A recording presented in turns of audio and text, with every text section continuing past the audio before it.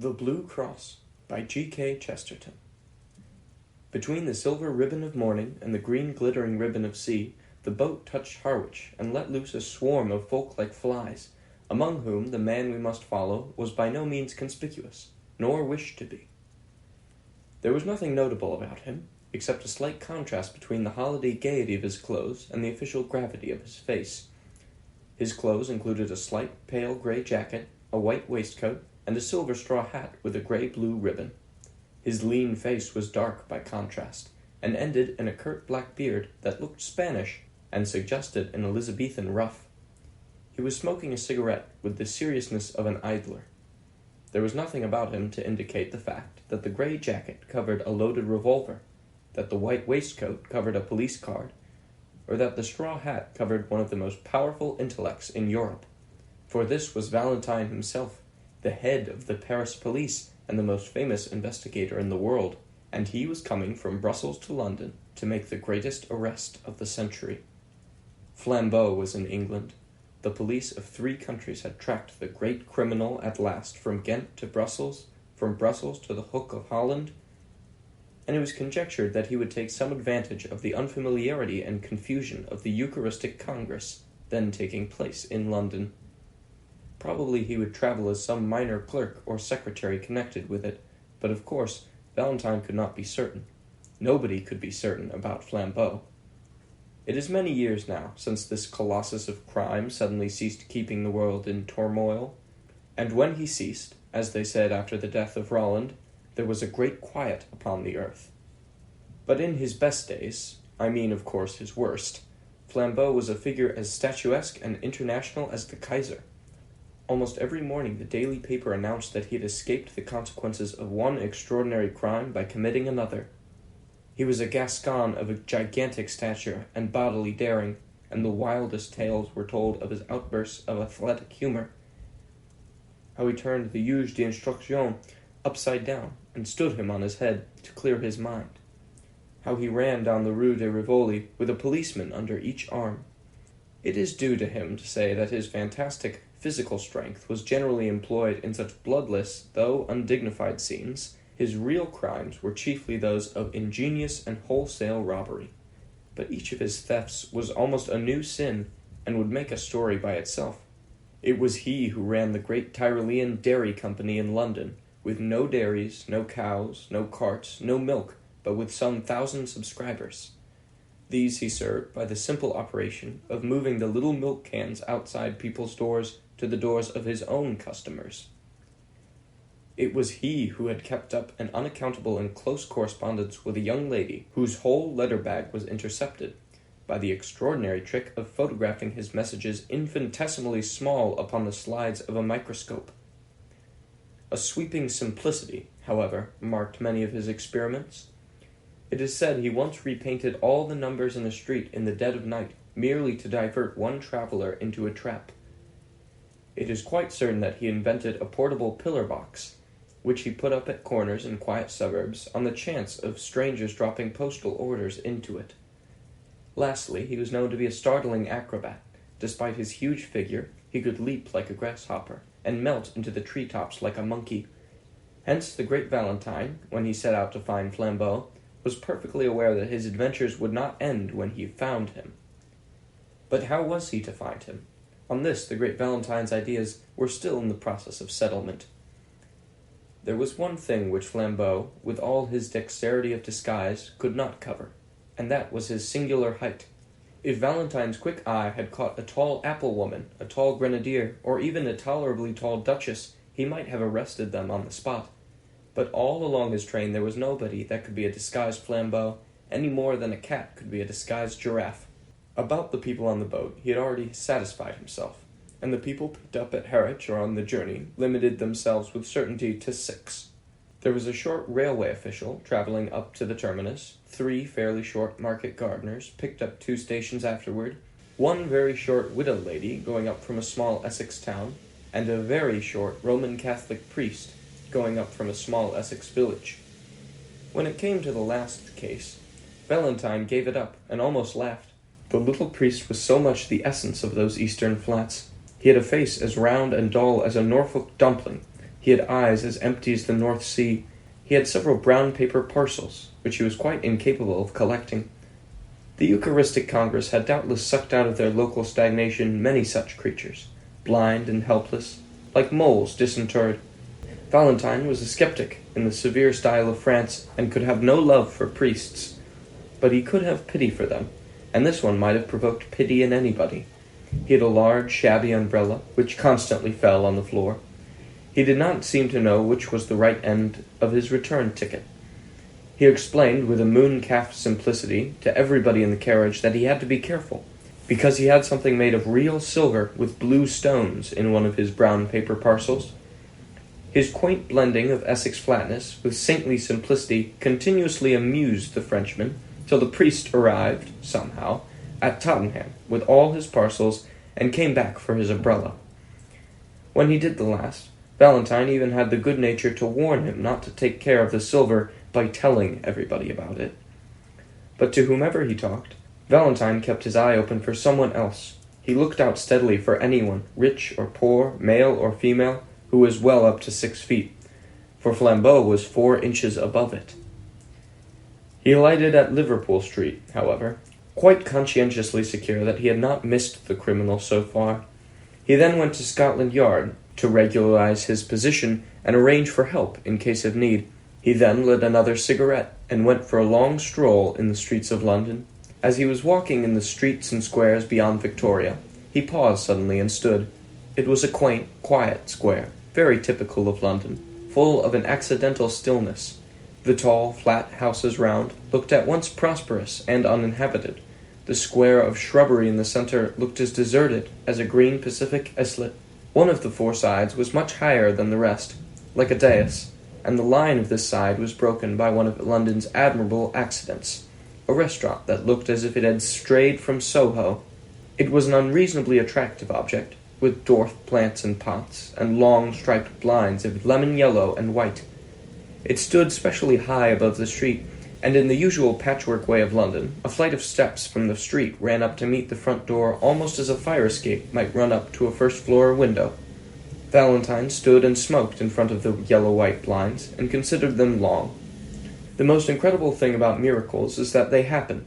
A few clouds in heaven do come together into the staring shape of one human eye. A tree does stand up in the landscape of a doubtful journey in the exact and elaborate shape of a note of interrogation.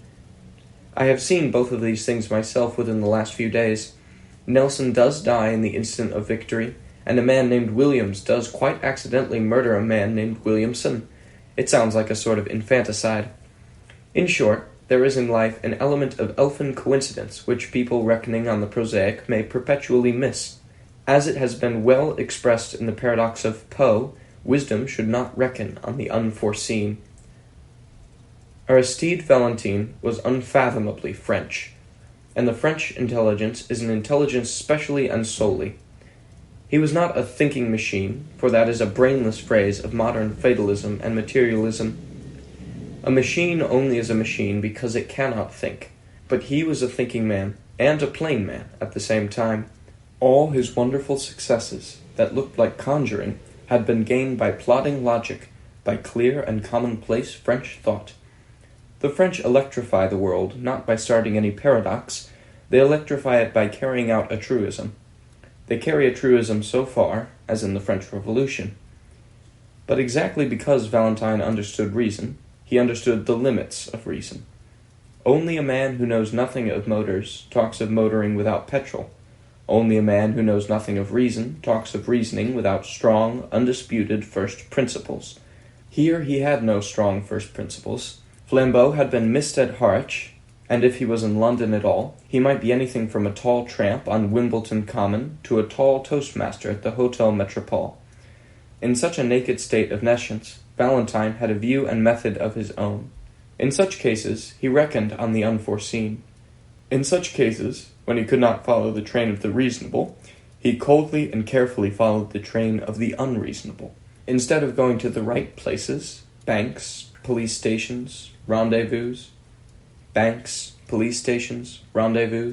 he systematically went to the wrong places, knocked at every empty house, turned down every cul-de-sac, went up every lane blocked with rubbish, went round every crescent that led him uselessly out of the way. He defended this crazy course quite logically. He said that if one had a clue, this was the worst way, but if one had no clue at all, it was the best, because there was just the chance that any oddity that caught the eye of the pursuer might be the same that had caught the eye of the pursued. Somewhere a man must begin, and it had better be just where another man might stop. Something about that flight of steps up to the shop, something about the quietude and quaintness of the restaurant, roused all the detective's rare romantic fancy and made him resolve to strike at random. He went up the steps, and sitting down at a table by the window, asked for a cup of black coffee. It was halfway through the morning, and he had not breakfasted. The slight litter of other breakfasts stood about on the table to remind him of his hunger, and adding a poached egg to his order, he proceeded musingly to shake some white sugar into his coffee, thinking all the time about Flambeau. He remembered how Flambeau had escaped, once by a pair of nail scissors, and once by a house on fire, once by having to pay for an unstamped letter, and once by getting people to look through a telescope at a comet that might destroy the world. He thought his detective brain as good as the criminal's, which was true, but he fully realized the disadvantage. The criminal is the creative artist, the detective only the critic, he said with a sour smile, and lifted his coffee cup to his lips and put it down very quickly. He had put salt in it. He looked at the vessel from which the silvery powder had come. It was certainly a sugar basin, as unmistakably meant for sugar as a champagne bottle for champagne. He wondered why they should keep salt in it. He looked to see if there were any more orthodox vessels. Yes, there were 2 salt cellars quite full. He looked to see if there was some speciality in the condiment in the salt cellars. He tasted it. It was sugar. Then he looked round at the restaurant with a refreshed air of interest, to see if there were any other traces of that singular artistic taste which puts the sugar in the salt cellars and the salt in the sugar basin. Except for an odd splash of some dark fluid on one of the white-papered walls, the whole place appeared neat, cheerful, and ordinary. He rang the bell for the waiter. When that official hurried up, fuzzy-haired and somewhat blear-eyed at that early hour, the detective, who was not without an appreciation of the simpler forms of humor, asked him to taste the sugar and see if it was up to the high reputation of the hotel. The result was that the waiter yawned suddenly and woke up. "Do you play this delicate joke on your customers every morning?" inquired Valentine. "Does changing the sugar and salt never pall on you as a jest?" The waiter, when this irony grew clearer, stammeringly assured him that the establishment had certainly no such intention. It must be a most curious mistake. He picked up the sugar basin and looked at it. He picked up the salt cellar and looked at that, his face growing more and more bewildered. At last he abruptly excused himself, and hurrying away, returned in a few seconds with the proprietor. The proprietor also examined the sugar basin and then the salt cellar. The proprietor also looked bewildered. Suddenly the waiter seemed to grow inarticulate with a rush of words. "I think," he stuttered eagerly, "I think it is those 2 clergymen." "What 2 clergymen?" "The 2 clergymen," said the waiter, "that threw soup at the wall." "Threw soup at the wall?" repeated Valentine, feeling sure this must be some singular Italian metaphor. "Yes, yes," said the attendant excitedly, and pointed at the dark splash on the white paper. "Threw it over there on the wall." Valentine looked his query at the proprietor, who had come to the rescue with fuller reports. "Yes, sir," he said. "It's quite true, though I don't suppose that has anything to do with sugar and salt. 2 clergymen came in and drank soup here very early, as soon as the shutters were taken down. They were both very quiet, respectable people. One of them paid the bill and went out. The other, who seemed a slower coach altogether, was some minutes longer getting his things together, but he went at last. Only, the instant before he stepped into the street, he deliberately picked up his cup, which he had only half emptied, and threw the soup slap on the wall. I was in the back room myself, and so was the waiter, so I could only rush out in time to find the wall splashed and the shop empty. It didn't do any particular damage, but it was confounded cheek, and I tried to catch the men in the street. They were too far off, though. I only noticed they went round the next corner into Carstairs Street." The detective was on his feet, hat settled and stick in hand.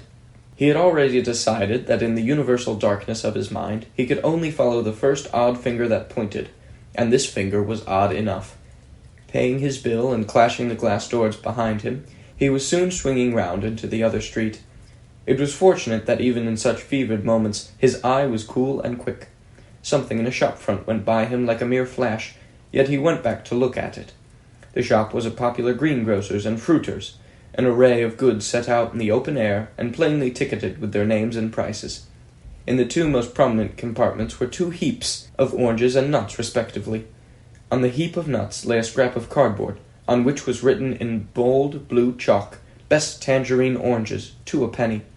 On the oranges was the equally clear and exact description, "Finest Brazil nuts, 4 pounds a pound." Monsieur Valentine looked at the two placards, and fancied he had met this highly subtle form of humour before, and that somewhat recently. He drew the attention of the red-faced fruiter, who was looking rather sullenly up and down the street, to the inaccuracy in his advertisements. The fruiter said nothing, but sharply put each card in its proper place. The detective, leaning elegantly on his walking cane, continued to scrutinize the shop. At last he said, "Pray excuse my apparent irrelevance, my good sir, but I should like to ask you a question in experimental psychology and the association of ideas." The red-faced shopman regarded him with an eye of menace, but he continued gaily swinging his cane. "Why," he pursued, "why are 2 tickets wrongfully placed in a greengrocer's shop, like a shovel hat that has come to London for a holiday? Or, in case I do not make myself clear, what is the mystical association which connects the ideas of nuts marked as oranges with the idea of 2 clergymen, one tall and one short?" The eyes of the tradesman stood out of his head like a snail. He really seemed for an instant likely to fling himself upon the stranger. At last he stammered angrily, "I don't know what you have to do with it, but if you're one of them friends, you can tell 'em from me that I'll knock their silly heads off, parsons or no parsons, if they upset my apples again." "Indeed?" asked the detective with great sympathy. "Did they upset your apples?" "One of 'em did," said the heated shopman. "Rolled 'em all over the street. I'd have caught the fool but for having to go pick 'em up." "Which way do these parsons go?" asked Valentine. "Up the second road on the left-hand side, and then across the square," said the other promptly. "Thanks," replied Valentine, and vanished like a fairy. On the other side of the second square he found a policeman and said, "This is urgent, constable. Have you seen 2 clergymen in shovel hats?" The policeman began to chuckle heavily. "I have, sir, and if you asked me, one of 'em was drunk. He stood in the middle of the road, that bewildered that—" "Which way did they go?" snapped Valentine. "They took one of them yellow buses over there, them that go to Hampstead." Valentine produced his official card and said very rapidly, "Call up 2 of your men to come with me in pursuit," and crossed the road with such contagious energy that the ponderous policeman was moved to almost agile obedience. In a minute and a half, the French detective was joined on the opposite pavement by an inspector and a man in plain clothes. "Well, sir," began the former, with smiling importance, "and what may—" Valentine pointed suddenly with his cane. "I'll tell you on the top of that omnibus," he said, and was darting and dodging across the tangle of the traffic. When all 3 sank panting on the top seats of the yellow vehicle, the inspector said, "We could go 4 times as quick in a taxi." "Quite true," replied the leader placidly, "if we only had an idea of where we were going." "Well, where are you going?" said the other, staring. Valentine smoked frowningly for a few seconds. Then, removing his cigarette, he said, "If you know what a man's doing, get in front of him. But if you want to guess what he's doing, keep behind him. Stray when he strays, stop when he stops, travel as slowly as he. Then you may see what he saw, and may act as he acted. All we can do is keep our eyes skinned for a queer thing." "What sort of queer thing do you mean?" asked the inspector. "Any sort of queer thing," answered Valentine, and relapsed into obstinate silence. The yellow omnibus crawled up the northern roads for what seemed like hours on end. The great detective would not explain further, and perhaps his assistants felt a silent and growing doubt of his errand. Perhaps, also, they felt a silent and growing desire for lunch, for the hours crept long past the normal luncheon hour, and the long roads of the North London suburbs seemed to shoot out into length after length like an infernal telescope. It was one of those journeys on which a man perpetually feels that now at last he must have come to the end of the universe, and then he finds he has only come to the beginning of Tufnell Park. London died away in dragged taverns and dreary scrubs, and then was unaccountably born again in blazing high streets and blatant hotels. It was like passing through 13 separate vulgar cities, all just touching each other. But though the winter twilight was already threatening the road ahead of them, the Parisian detective still sat silent and watchful, eyeing the frontage of the streets that slid by on either side. By the time they had left Camden Town behind, the policemen were nearly asleep. At least, they gave something like a jump, as Valentine leapt erect, struck a hand on each man's shoulder, and shouted for the driver to stop. They tumbled down the steps into the road without realizing why they had been dislodged. When they looked round for enlightenment, they found Valentine triumphantly pointing his finger towards a window on the left side of the road. It was a large window, forming part of a long facade of a gilt and palatial public house. It was the part reserved for respectable dining, and labelled Restaurant. This window, like all the rest along the frontage of the hotel, was of frosted and figured glass, but in the middle of it was a big black smash, like a star in the ice. "Our cue at last," said Valentine, waving his stick. "The place with the broken window." "What window? What cue?" asked his principal assistant. "Why, what proof is there that this has anything to do with them?" Valentine almost broke his bamboo stick with rage. "Proof!" he cried. "Good God! The man is looking for proof. Why, of course, the chances are 20 to 1 that it has nothing to do with them. But what else can we do? Don't you see we must either follow one wild possibility or else go home to bed?" He banged his way into the restaurant, followed by his companions, and they were soon seated at a late luncheon at a little table, and looked at the star of smashed glass from the inside. Not that it was very informative to them even then. "Got your window broken, I see," said Valentine to the waiter as he paid the bill. "Yes, sir," answered the attendant, bending busily over the change, to which Valentine silently added an enormous tip. The waiter straightened himself, with mild but unmistakable animation. "Ah, yes, sir," he said. "Very odd thing, that, sir." "Indeed? Tell us about it," said the detective with careless curiosity. "Well, 2 gents in black came in," said the waiter, "2 of those foreign parsons that are running about. They had a cheap and quiet little lunch, and one of them paid for it and went out. The other was just going out to join him when I looked at my change again and found he'd paid me more than 3 times too much. 'Here,' I says to the chap, who was nearly out the door, 'you've paid too much.' 'Oh,' he says, 'very cool. Have we?' 'Yes,' I says, and picks up the bill to show him. Well, that was the knockout." "What do you mean?" asked his interlocutor. "Well, I'd have sworn on 7 Bibles that I put 4 sterling on the bill, but now I saw I put 14 sterling, as plain as paint." "Well," cried Valentine, moving slowly but with burning eyes. "And then?" "The parson at the door, he says all serene, 'Sorry to confuse your accounts, but it'll pay for the window.' 'What window?' I says. 'The one I'm about to break,' he says, and he smashed that blessed pane with his umbrella." All 3 inquirers made an exclamation, and the inspector said under his breath, "Are we after escaped lunatics?" The waiter went on with some relish for the ridiculous story. "I was so knocked silly for a second I couldn't do anything. The man marched out of the place and joined his friend just round the corner. Then they went so quick up Bullock Street that I couldn't catch them, though I ran round the bars to do it." "Bullock Street," said the detective, and shot up that thoroughfare as quickly as the strange couple that he pursued.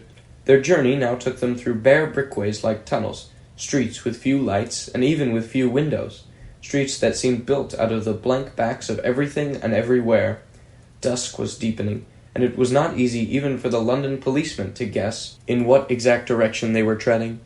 The inspector, however, was pretty certain that they would eventually strike some part of Hampstead Heath. Abruptly, one bulging gas-lit window broke the blue twilight like a bull's-eye lantern, and Valentine stopped an instant before a little garish sweetstuff shop. After an instant's hesitation, he went in. He stood amid the gaudy colors of the confectionery with entire gravity, and bought 13 chocolate cigars with a certain care. He was clearly preparing an opening, but he did not need one. An angular, elderly young woman in the shop had regarded his elegant appearance with a merely automatic inquiry, but when she saw the door behind him blocked with the blue uniform of the inspector, her eyes seemed to wake up. "Oh," she said, If you've come about that parcel, I've sent it off already." "Parcel?" repeated Valentine, and it was his turn to look inquiring. "I mean the parcel the gentleman left, the clergy gentleman." "For goodness' sake," said Valentine, leaning forward with his first real confession of eagerness. "For heaven's sake, tell us what happened exactly." "Well," said the woman, a little doubtfully, "the clergyman came in about half an hour ago, and bought some peppermints, and talked a bit, and then went off towards the heath. But a second after, one of them runs back into the shop and says, 'Have I left a parcel?' Well, I looked anywhere, and couldn't see one. So he says, 'Never mind, but if it should turn up, please post it to this address.' And he left me the address, and a shilling for my trouble. And sure enough, though I thought I'd looked everywhere, I found he'd left a brown paper parcel, so I posted it to the place he said. I can't remember the address now. It was somewhere in Westminster. But as the thing seemed so important, I thought perhaps the police had come about it." "So they have," said Valentine shortly. "Is Hampstead Heath near here?" "Straight on for 15 minutes, said the woman, "and you'll come right out on the open." Valentine sprang out the shop and began to run.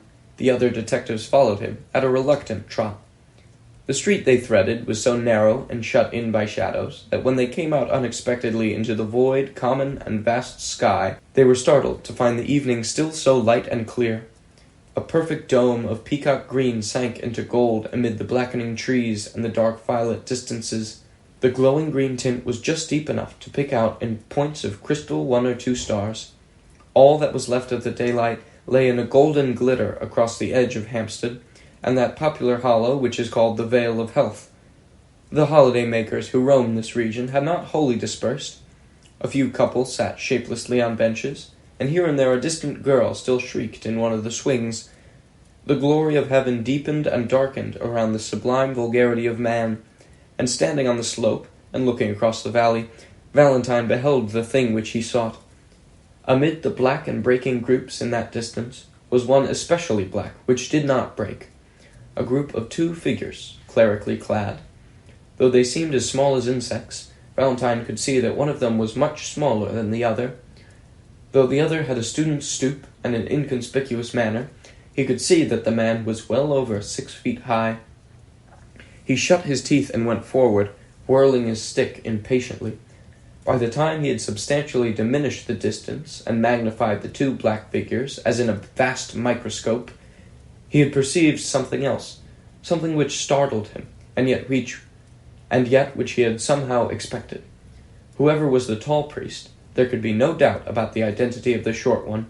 It was his friend of the Harwich train, the stumpy little cure of Essex, whom he had warned about his brown paper parcels. So far as this went, everything fitted in finely and rationally enough. Valentine had learned by his inquiries that morning that a Father Brown from Essex was bringing up a silver cross with sapphires, a relic of considerable value, to show some of the foreign priests at the Congress. This undoubtedly was the silver with blue stones, and Father Brown undoubtedly was the little greenhorn in the train.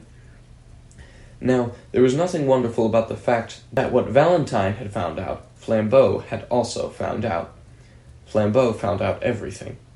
Also, there was nothing wonderful in the fact that when Flambeau heard of a sapphire cross, he should try to steal it, and that was the most natural thing in all natural history. And most certainly there was nothing wonderful about the fact that Flambeau should have it all his own way with such a silly sheep as the man with the umbrella and the parcels. He was the sort of man whom anybody could lead on a string to the North Pole. It was not surprising that an actor like Flambeau, dressed as another priest, could lead him to Hampstead Heath. So far the crime seemed clear enough, and while the detective pitied the priest for his helplessness, he almost despised Flambeau for condescending to so gullible a victim. But when Valentine thought of all that had happened in between, of all that had led him to his triumph, he racked his brains for the smallest rhyme or reason in it. What had the stealing of a blue and silver cross from a priest in Essex to do with chucking soup at a wallpaper? What had it to do with calling nuts oranges, or with paying for windows first and then breaking them afterwards? He had come to the end of his chase, yet somehow he had missed the middle of it. What he had failed, which was seldom, he had usually grasped the clue, but nevertheless had missed the criminal. Here he had grasped the criminal, but still he could not grasp the clue.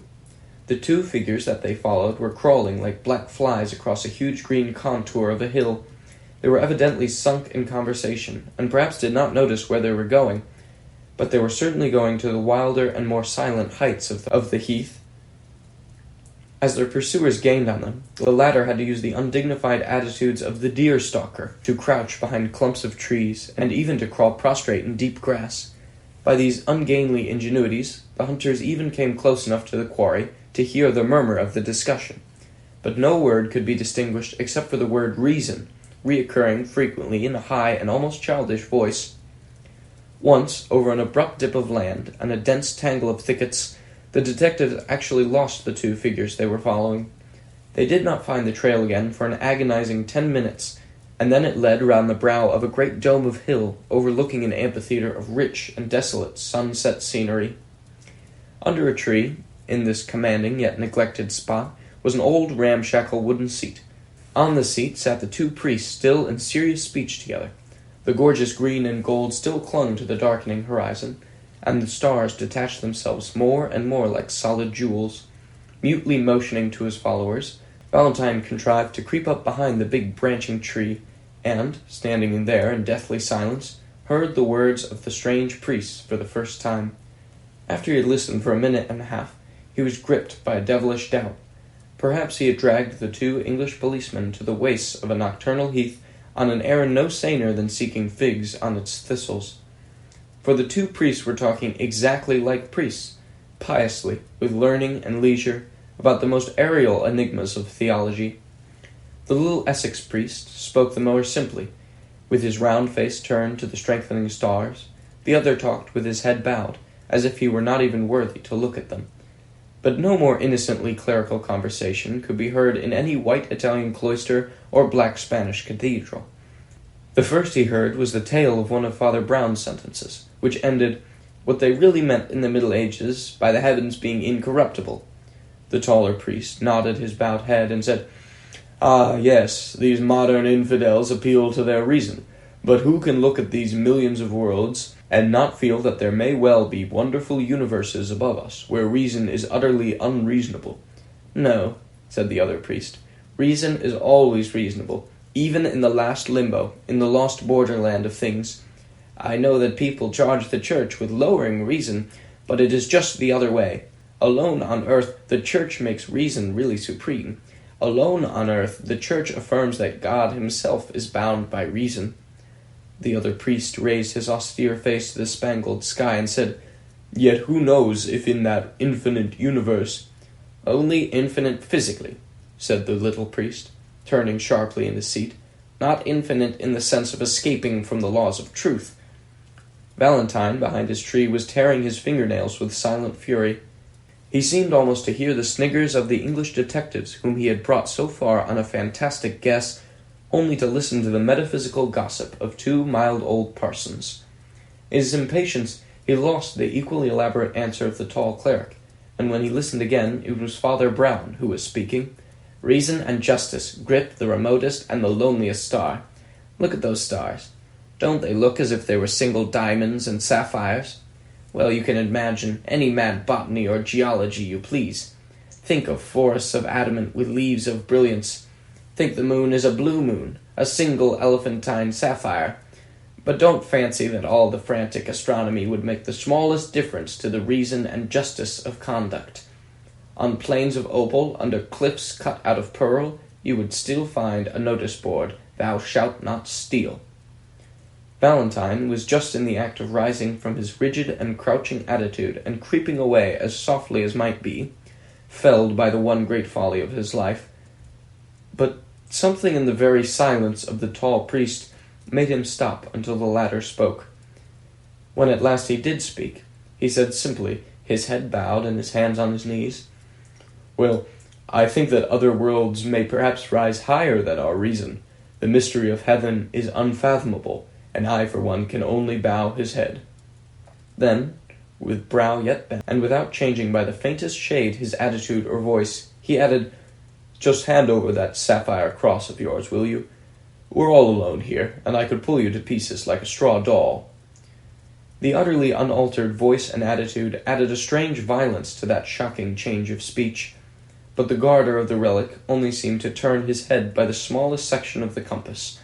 He seemed still to have a somewhat foolish face turned to the stars. Perhaps he had not understood, or perhaps he had understood, and sat rigid with terror. "Yes," said the tall priest, in the same low voice and in the same still posture. "Yes, I am Flambeau." Then, after a pause, he said, "Come, will you give me that cross?" "No," said the other, and the monosyllable had an odd sound. Flambeau suddenly flung off all his pontifical pretensions. The great robber leaned back in his seat and laughed, low but long.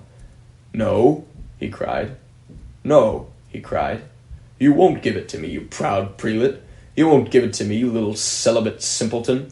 Shall I tell you why you won't give it to me? Because I've already got it. Because I've got it already in my own breast pocket." The small man from Essex turned what seemed to be a dazed face in the dusk, and said, with the timid eagerness of the private secretary, "Are you sure?" Flambeau yelled with delight. "Really, you're as good as a 3-act farce," he cried. "Yes, you turnip, I am quite sure. I had the sense to make a duplicate of the right parcel, and now, my friend, you've got the duplicate, and I've got the jewels. An old dodge, Father Brown, a very old dodge." "Yes," said Father Brown, and passed his hand through his hair with the same strange vagueness of manner. "Yes, I've heard of it before." The colossus of crime leaned over to the little rustic priest with a sort of sudden interest. "You've heard of it?" he asked. "Where have you heard of it?" "Well, I mustn't tell you his name, of course," said the little man simply. "He was a penitent, you know. He had lived prosperously for about 20 years entirely on duplicate brown paper parcels. And so, you see, when I began to suspect you, I thought of this poor chap's way of doing it at once." "Began to suspect me?" repeated the outlaw with increased intensity. "Did you really have the gumption to suspect me, just because I brought you up to this bare part of the heath?" "No, no," said Brown, with an air of apology. "You see, I suspected you when we first met. It's that little bulge up the sleeve, where you people have the spiked bracelet." "How in Tartarus," cried Flambeau, "did you ever hear of the spiked bracelet?" "Oh, one's little flock, you know," said Father Brown, arching his eyebrows rather blankly. "When I was a curate in Hartlepool, there were 3 of them with spiked bracelets. So, as I suspected you from the first, don't you see, I made sure that the cross should go safe anyhow. I'm afraid I watched you, you know. So at last I saw you change the parcels. Then, don't you see, I changed them back again. And then I left the right one behind." "Left it behind?" repeated Flambeau, and for the first time there was another note in his voice beside his triumph. "Well, it went like this," said the little priest, speaking in the same unaffected way. "I went back to that sweet shop and asked if I had left a parcel, and gave them a particular address if it turned up. Well, I knew it hadn't, but when I went away again, I did. So instead of running after me with that valuable parcel, they have sent it flying to a friend of mine in Westminster." Then he added rather sadly, "I learned that too from a poor fellow in Hartlepool. He used to do it with handbags he stole at railway stations, but, well, he's in a monastery now. Oh, one gets to know, you know," he added, rubbing his head again with the same sort of desperate apology. "We can't help being priests. People come and tell us these things." Flambeau tore a brown paper parcel out of his inner pocket and rent it in pieces. There was nothing but paper and sticks of lead inside it. He sprang to his feet with a gigantic gesture and cried, "I don't believe you. I don't believe a bumpkin like you could manage all that. I believe you've still got the stuff on you, and if you don't give it up, why, we're all alone, and I'll take it by force." "No," said Father Brown simply, and stood up also. "You won't take it by force. First, because I really haven't still got it, and second, because we are not alone." Flambeau stopped in his stride forward. "Behind that tree," said Father Brown, pointing, "are 2 strong policemen and the greatest detective alive. How did they come here, do you ask? Why, I brought them, of course. How did I do it? Why, I'll tell you if you like. Lord bless you, we have to know 20 such things when we work among the criminal classes. Well, I wasn't sure you were a thief, and it would never do to make a scandal against one of our own clergy. So I just tested you to see if anything would make you show yourself. A man generally makes a small scene if he finds salt in his coffee, and if he doesn't, He has some reason for keeping quiet. I changed the salt and sugar, and you kept quiet. A man generally objects if his bill is 3 times too big. If he pays it, he has some motive for passing unnoticed. I altered your bill, and you paid it." The world seemed waiting for Flambeau to leap like a tiger, but he was held back as if by a spell. He was stunned with the utmost curiosity. "Well," went on Father Brown, with lumbering lucidity, "as you wouldn't leave any tracks for the police, of course somebody had to. At every place we went to, I took care to do something that would get us talked about for the rest of the day. I didn't do much harm. A splashed wall, spilt apples, a broken window. But I saved the cross, as the cross will always be saved. It is at Westminster by now.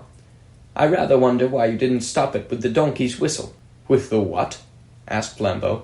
"I'm glad you've never heard of it," said the priest, making a face. "It's a foul thing.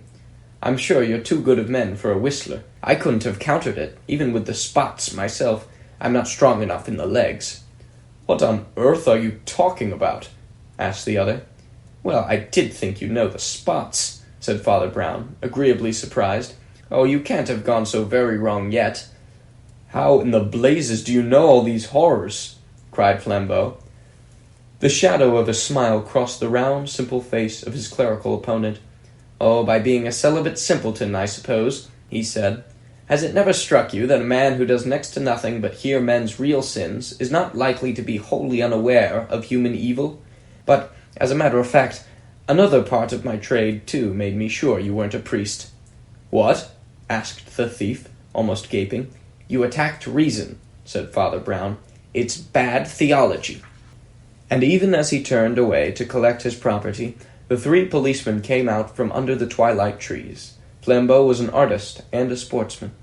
He stepped back and swept Valentine a great bow.